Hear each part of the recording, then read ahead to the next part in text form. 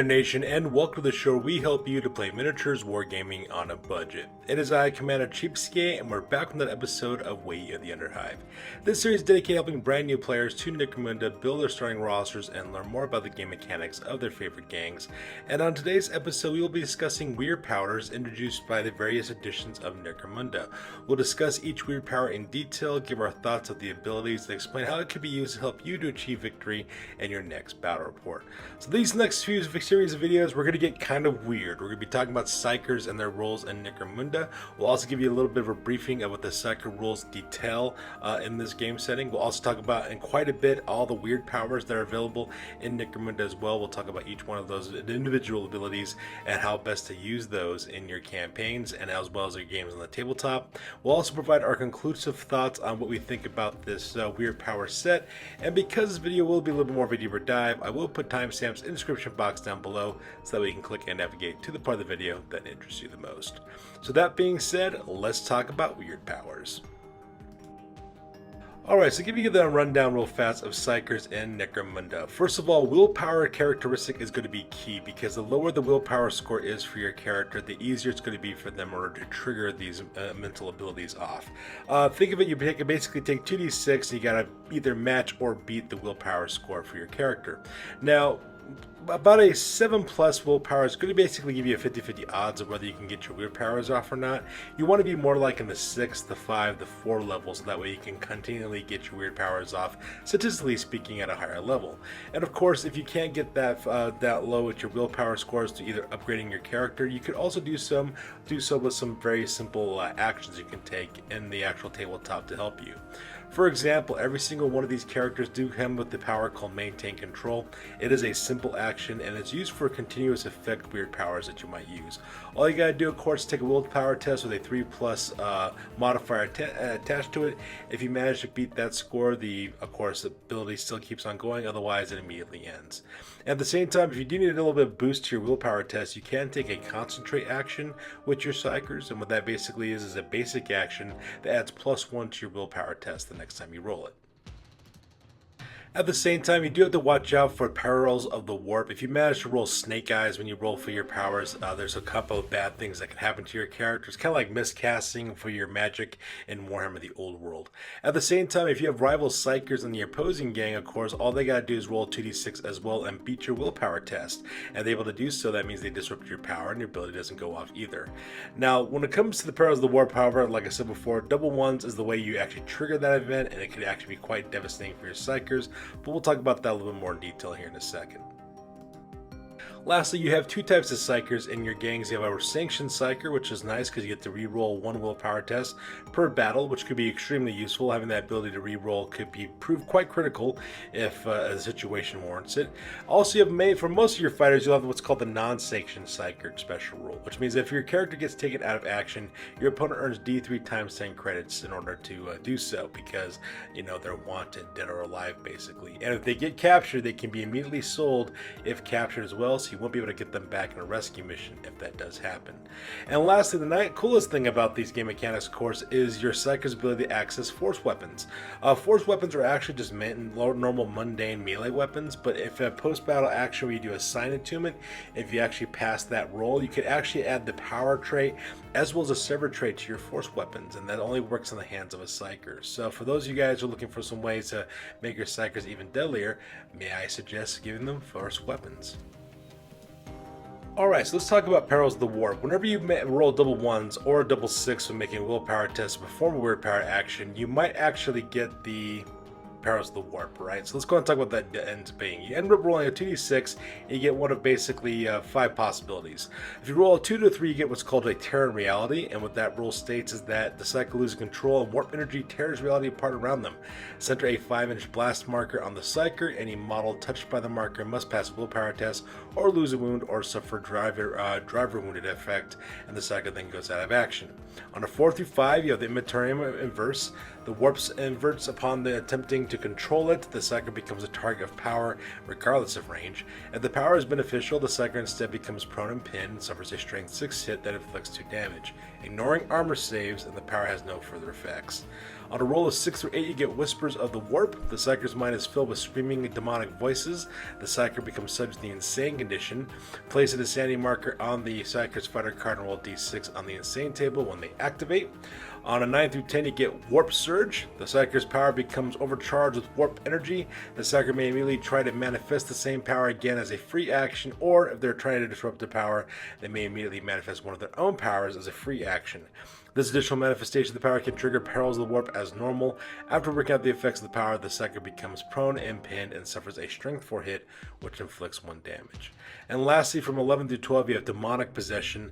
Demonic energy courses through the Psyker's body. The Psyker increases their movement, strength, toughness, as well as attack characteristics all by 3, and their weapon skill to 2+. The unarmed attacks inflict 2 damage and have an AP of -1. In the end phase of the following round, or if the Psyker generates this result again, they go out of action.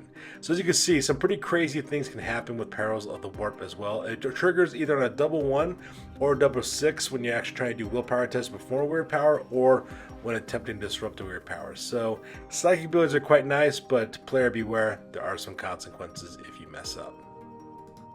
Alright, so let's talk about the Telepathy Discipline specifically. It is an excellent offensive discipline that relies upon psychology characteristics, the ability to manipulate psychology characteristics, especially when it comes to cool as well as willpower.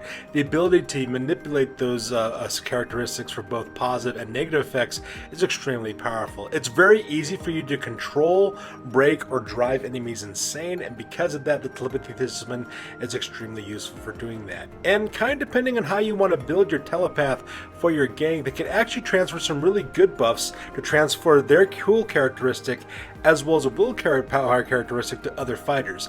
I like to use telepathy, what I like to call the hive mind build, and I'll explain that a little bit more in detail when we actually talk about the ability to Unbreakable Will. We'll talk about exactly how you can use that power to make your gang into a hive mind type of organization with those weird powers. So if you decide to have your telepath specialize directly into telepathy alone, you actually gain a new special ability for your character. The rule reads that if a weird only selects powers from the Telepathy Discipline, they gain the Fearful Aura special rule. Fearful Aura reads that if an enemy makes a charged double action that would result in them making one or more close combat attacks against this fighter, they must make a willpower check before moving. If the check is failed, they cannot move and their action ends immediately. So it's very similar to the Fearsome skill that you can get from the Ferocity skill tree. It's also very similar to a lot of things that the Corpse Grinder cults can do, especially with their masks. And it's kind of a nice little ability to have because it makes your telepath a little bit more survivable, just in case anybody wants to charge against them. Unfortunately, this rule does not apply to being shot at, which is kind of funny, but you know, you can't have everything, I suppose. So the very first thing you have is your power called Mind Control. It is a basic action with a continuous effect, and the rule reads that the weird reaches into a foe's brain and takes control of their actions. Choose a single enemy fighter that is both within 9 inches and line of sight of this fighter. This fighter immediately takes a shoot basic action even if they have already activated this round, targeting an eligible fighter from their gang chosen by this fighter. So once again, the ability to make your enemies shoot upon their own is a great ability to have, especially if the fighter that you select to be your victim is carrying a very powerful shooting weapon like a flamer, a plasma gun, and heavy stubber, whatever you might be able to use against your own enemies. The only downside with this power really is that you have a really short 9-inch range, and you also have to have line of sight as well. However, there is a bonus. You don't have to rely on any kind of ballistic skill or shooting skill in order to manipulate this ability. All you gotta do is pass your willpower test. And based on how you kind of spec your telepath, you could actually get this power off quite reliably and cause a lot of harm for your own enemies. So like I said, it's a really neat offensive power that telepaths actually have access to. Power number 2 is Terrified. It is a double action to cast, and it reads, planting a heroic image in an enemy's mind, the weird tries to break their spirit. Choose a single enemy fighter that is both within 18 inches and line of sight of this fighter. That fighter must immediately take a nerf test with a -3 modifier applied to the roll or become subject to the broken condition. Now, this is actually really great because normally when you look at abilities like this, the enemy fighter has to take a cool test or like a normal nerf test with an unmodified cool characteristic. But the nice thing about this power though is that you actually have that -3 modifier, which is going to make it extremely easy for you to break your enemies. Alright, that 19-inch range is also quite good as well. It's actually a pretty long distance for psych ability goes, and you can actually use this to cause a lot of problems for your enemies. In my opinion, the best way to use this Terrify skill actually is to target guys who are enemies who are armed with heavy weapons or special weapons, for example, or if you have really like powerful brutes or some kind of close combat fighter, some significant threat to your gang. Use that -3 modifier to the cool characteristics, and if they fail, they break, which is a great way to do this. And the nice thing about this too is that based on the rules I'm reading down, you could actually use this for enemy vehicles as well. So imagine if you have an enemy driving a really powerful vehicle and you want to take out a play, break the driver, and that person will flee with the vehicle. A wonderful ability for a telepath. Power number 3 is invisibility. It takes a double action to cast with a continuous effect, and the rule reads that the Wyrd clouds the minds of their foes, making it seem as if they have vanished. While this Wyrd power is maintained, this fighter cannot be targeted by ranged attacks. For any reason this fighter makes any action other than a move simple action or a maintain control simple action, this power immediately ends. So this is a really great power to use, especially for stealth builds, or if you want to have your Psyker to seize an objective without being shot at. So this part is quite good.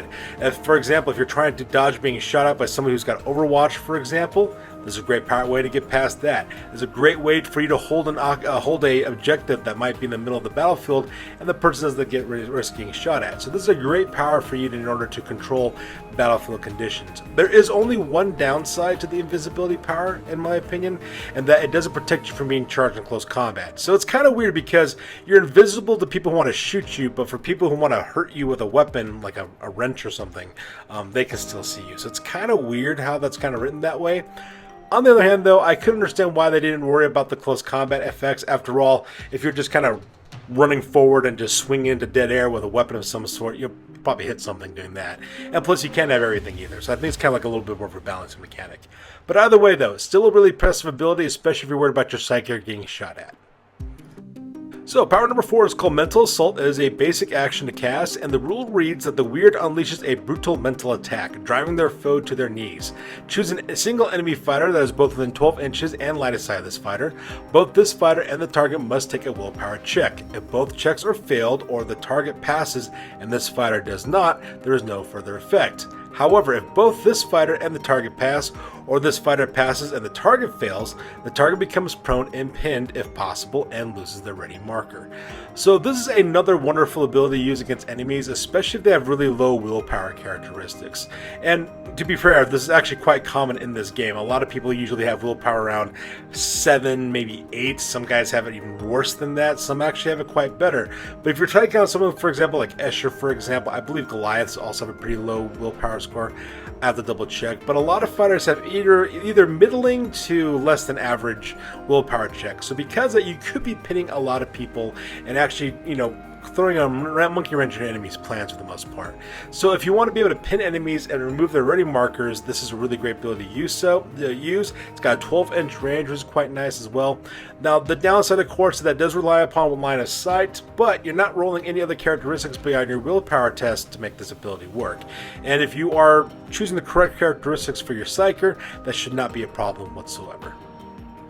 Power number 5 is Hallucinations. It is a basic action to cast, and the rule reads, delving deep into the subconsciousness of their foe, the Wyrd dredges up every dream and horror they can find, making the victim doubt their very reality. Choose an enemy fighter that is within 12 inches of this fighter immediately becomes subject to the insane condition. So, once again, I keep saying this, but Telepathy's got a lot of really great abilities in it. And in my opinion, it's probably one of the blue chip psychic disciplines you can take for your gang, especially if you have a really good willpower characteristic. And the reason why is because the ability to make enemies insane is absolutely amazing. You can do so much horrible stuff to your opponent if you can control their fighters. You can control them, make them shoot upon their own peers, make them jump off of buildings, make them do all kinds of different kinds of things to really mess with your enemy's game plan. And so that's the reason why Hallucination hallucination is quite great.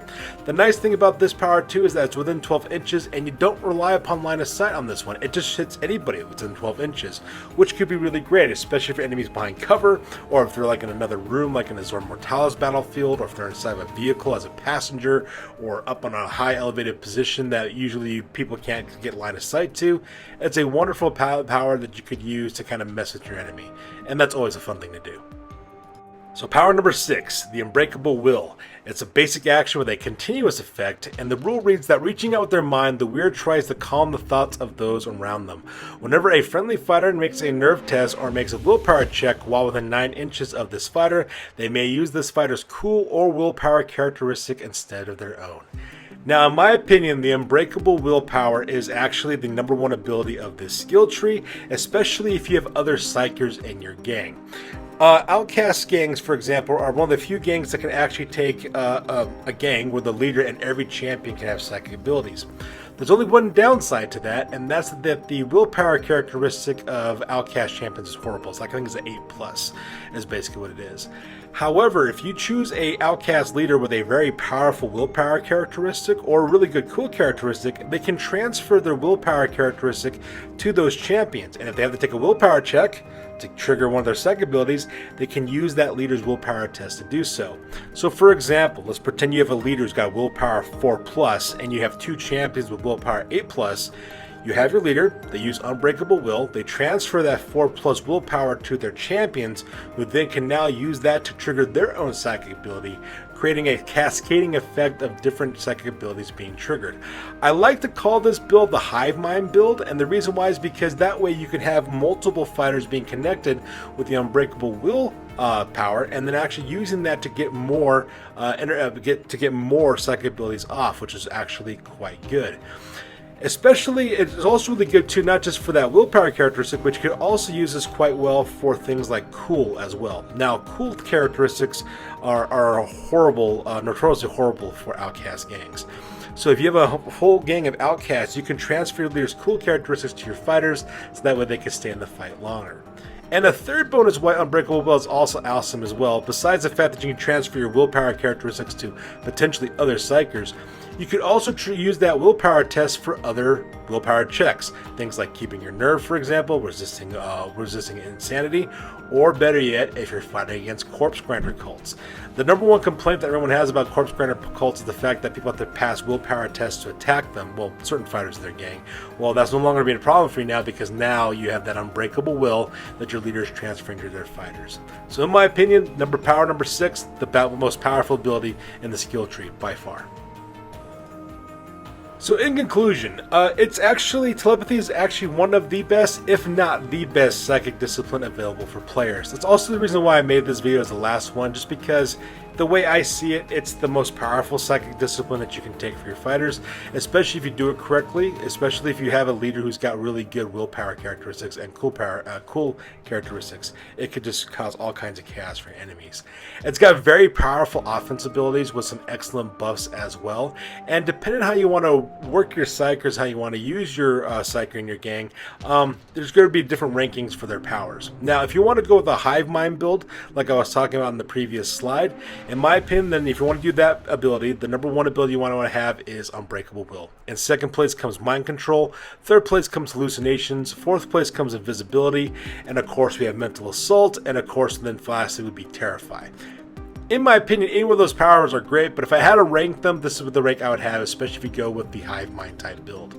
Now, if you're creating a telepath who's just by themselves and not trying to create a Hive Mind build for your gang, then the order's going to change a little bit. I would start with Mind Control. That's probably like the most paramount ability you can have, especially if you're not going to do a Hive Mind build, followed by Hallucinations and Invisibility. Next would be Unbreakable Will, so that way you can probably add some additional buffs to other fighters, like especially with cool characteristics, Mental Assault, and then finally Terrify. Now, I hate to say that Terrify is the very last ability to have, but you know, like I said before, if I had to rank them, this is the order that I would have. So there you guys have it. This is my take on the Telepathy skill tree. As always, please feel free to like, comment, and or subscribe. Your guys' input is invaluable to us as always. And I'm Commander Cheapskate. That's good for this video. I will catch you guys next one. Peace out and stay classy.